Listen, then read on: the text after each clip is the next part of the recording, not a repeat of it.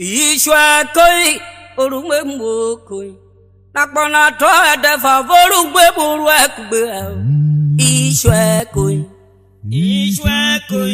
Oruma mokoi Ishue koi Oruma mokoi Nakbana toa defa vorungwe burwekbe Ishue koi Oruma mokoi Ishue koi Oruma mokoi Nakbana toa defa vorungwe burwekbe Ishue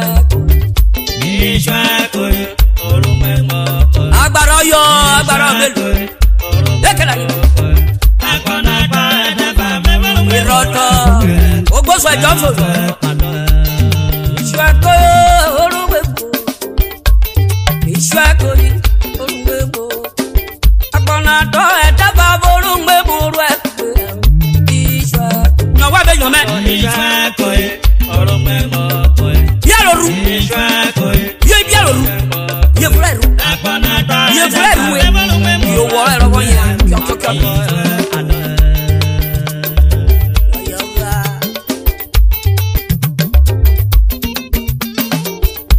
Na kona na le tole defa Ogene biko Eju me voru memu Yakube Ora me wo baba Oruma mo akire Odi akire is understatement Uwe ako Oruma mo ma Owo bora ko ruwe ako adam na no fo aruwe Eri mi ojo Oruma mo Owo bo woruwe boke Davi roruwe oyo wika wabashabe Ufu mane fe utoro Tisagira peji Ori ove bi osero ye Bere yo omo Oyo to taru roboro wokpa Ogede paro wemo Oya nene yo Oye Obu yaro fu marugele Oto taru robotasa Vice Chairman Ugele zone of professional orators. Remember, bless my brother. Osevamo. Ero ya black go can you talk? Ishue koi Oruma mokoi Yo body Ishue koi Oruma mokoi Nakbana toa defa vorungwe burwekbe Ke yana bi go kwere Ishue koi Oruma mokoi Ishue koi Oruma mokoi Nakbana toa defa vorungwe burwekbe Ishue koi Eti oye beblere yokro wo fi obara Ishue lo gbosu le bi o ekena yi Ejo ogbosu ejofo Ore kebo Ko mu bi la gba deji Ọlọ́jà lọ́rọ́ kó oyó ìwọ̀ kọ́ yóò tàtọ̀ náà ta lọ́rẹ̀. Eri ọ̀dì àwọn kúrò bẹ́yì.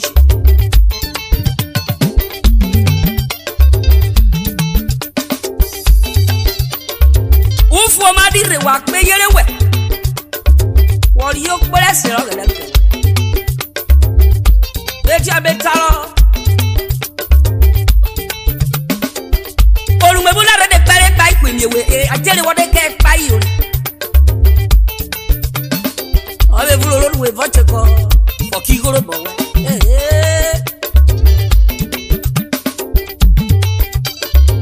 Oh boy Okay Mama papa Where you dey go?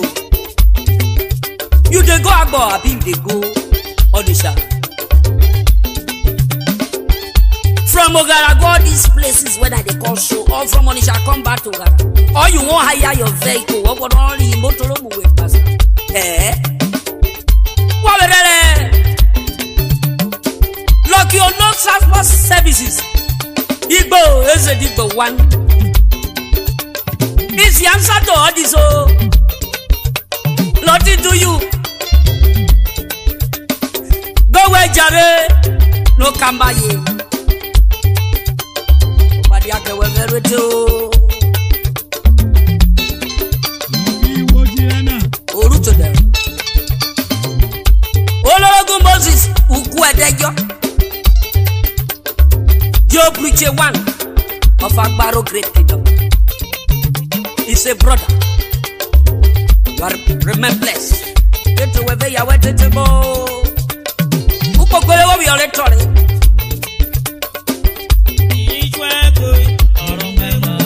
Oni agba kisli usele. Badi akewe. He's a brother indeed. Ishue go Urhobo. Ishue go Urhobo. Akpala dole de baba Urhobo. Wakwe ikwa Urhobo. Ogulolaka. Ijigere na wale ko jaka. Adobo khiao koyo khiamu. La tiba. Usi ya wo muga salo polo kwale. Bezu de tasa ine beke kocha. Okoro yori rioda oda. Okoro riri wo. Shona na to bomo wala bia bia na. Mavio bia ro bia wo wale di na uno ku bia echa. Usu muwe wanu su muwe. Agware na kiriza. Ishue go Urhobo. Ishue go Urhobo. Akona tore de baba Urhobo re. Ishue go. Bialu. Ishue go. Mani bialu mu go. Ishue go Urhobo go. Akona tore de baba Urhobo re. Ishue go. Ishue go Urhobo. Ishue go Urhobo. Akpana tore de baba Urhobo re. Ishue. Nyowe me nyome. Ishue go Urhobo go. Ishue go. Oyo bikawe. Akpana tore de baba Urhobo re. Ai kuela na Ishue go. Fomadi akewo. Ojero gene. Roje mwesili. Wako kwako. Ejoje mwesili wake. Ikoli begwalo mejo. Akona daba Urhobo re. Ishue go. Akona tore daba Urhobo re. Ishue go. Akona tore daba Urhobo re. Akona tore daba Urhobo re. Ishue go. Wada kayan we leyan me. Ishue go. Kayan we o meyan me. Ishue go. Kayan we be. Ishue go. Wada akpajo kilo ba. Ishue go. Wole ni ekpekere ju wo fukele ri tere. Ishue go. Okaro gwata e oga le Ishue wo bi o. Ishue go. Okaro gwata e so no blue where Ishue wo. Ishue go. Akona tore de baba Urhobo. Ishue go. Akona tore de baba Urhobo. Ishue go. Wada amaro yo di sukuro. Ishue go. Ore ma vo wore ya for lorere. Ishue go. Wada ye buka yoruwe. Ishue go. Akona tore de baba Urhobo. Oju dejo. Ishue go. Onere mlo ni soro. Ishue go. Ogwa gbaja ba wori asa ja baba ko tore. Ishue go. Ekana yuwe go. Urhobo. Akona tore de baba Urhobo. Ishue go. Ora polo chokim lele. Ishue go. Ado boro keri. Ishue go. Akona tore de baba Urhobo. Ishue go. Oturu wolo ma abale wu kuro no malo wo.